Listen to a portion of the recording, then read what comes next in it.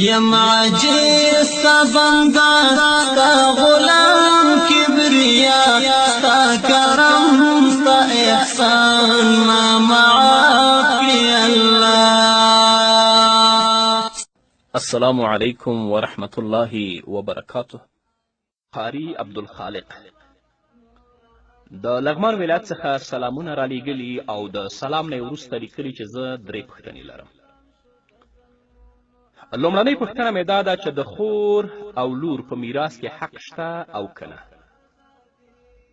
او دا افغانان ولې خور او لور ته میراث نه ورکوي.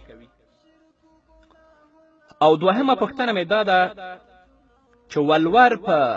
میراث کې حسابیږي او که نه. او دریمه پوښتنه مې دا ده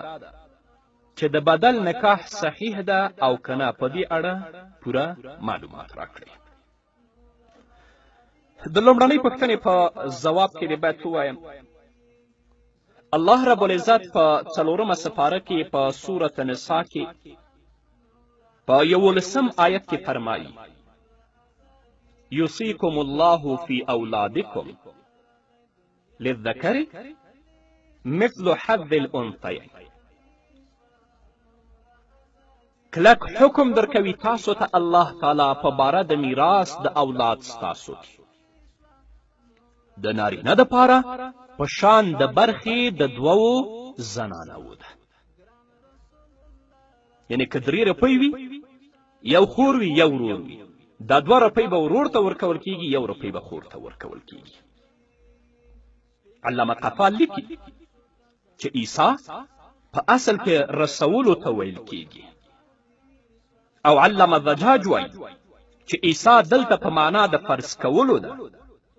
او ابن عاشور وایي چې عیسی امر کول دي په هغه څیز چې په هغې کې نفع د مامور وي او د امر کوونکي د طرف نه اهتمام وي. او حافظ ابن کثیر په خپل تفسیر کې لیکي چې معنا دا ده چې امر کوي تاسو ته په عدل سره. همدارنګه وصیت هغه حکم ته ویل کیږي چې د هغه دپاره ناسخ نه وي، نو د دې نه مراد تاکید د حکم دی. نو دا تعبیرات چې ما تاسو ته ذکر کړل دا ټول دلیل دی په ډیر اهتمام باندې په مسئله د میراث کې. الله رب العزت لکه څنګه چې نارینهو ته په میراث کې برخه ورکړې ده، همدارنګه الله رب العزت ښځینهو ته هم په میراث کې برخه ورکړي، لکه څنګه چې د الله رب العزت د کلام نه ما تاسو ته دلیل پیش کړ. 4مه سپاره د نساء سورت 11 آیت. او افغانانې چې کله خور او لور ته میراث نه ورکوي، دا د دوی مشکل دی، مشکل په اسلام کې نشته دی.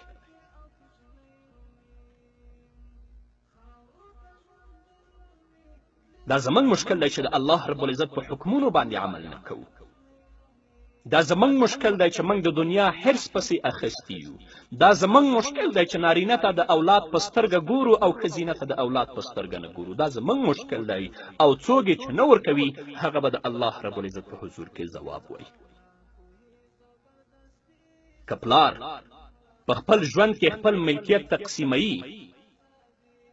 خپلو زمنو ته یې ورکوي او خپلې لورګانې بې برخې کوي، دا پلار به د آخرت په ورځ د الله په حضور کې ځواب وایي. که ورونه د خپل ترمنځ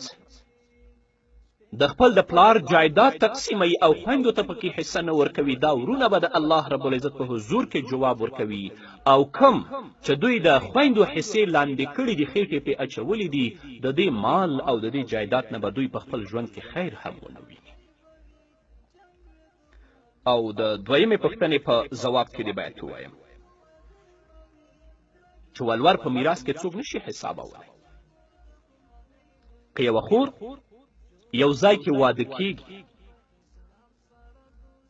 د دې د خاوند لخوا یا د خاوند د پلار لخوا یا د خاوند د ورورو د نیکه لخوا دې خور ته د مهر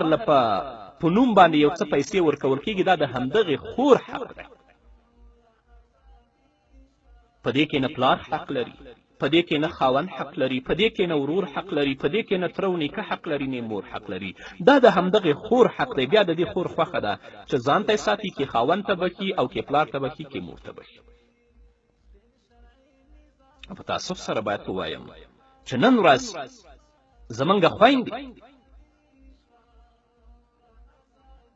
چې دا میندې دي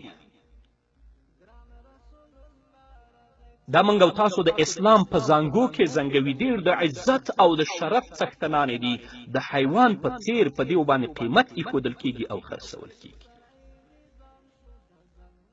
څه پیسې پلار په جیب کې واچوي بیا حج عمرې ته پې رواني څه پیسې ورور په جیب کې واچوي هلته دوکان ځان ته جوړ کړي یا چرسو بنګې کړي او نور غله هم ورته ناست وي چې دا خور لور به کله خرڅېږي چې یو څه حصه د دې پیسو کې ماته هم راورسېږي تاسف دی افسوس دی د داسې خلکو په حال باندې دا مور ده محمد رسول الله صلی الله علیه وسلم ویلي چې د مور د پښو لاندې جنت دی او تی د حیوان په څیر باندې خرڅوي قیمت دی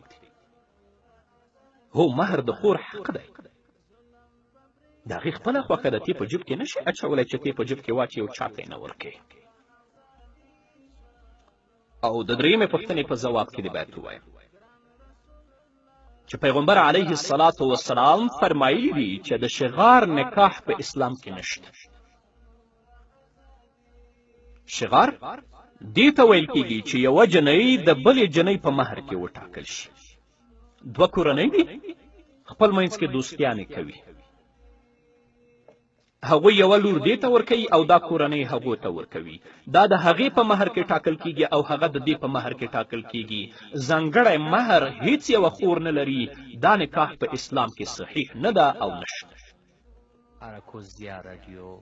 خو که داسې وي چې هرې خور لپاره ځانګړی مهر ټاکل کیږي که دوه کورنۍ خپل منځ کې دوستیانې کوي یو هم بل ته لور ورکوي دا بله هغه بل ته ورکوي څه مشکل په دې کې نشته دی خو یوه خور د بلې خور په مهر کې ټاکل دا د اسلام د نظره ناروا او ناجایز عمل دی او دا نکاح صحیح نه ده جدائی راتا جہان شو بدل اے مہربان موری ماتم زان شو بدل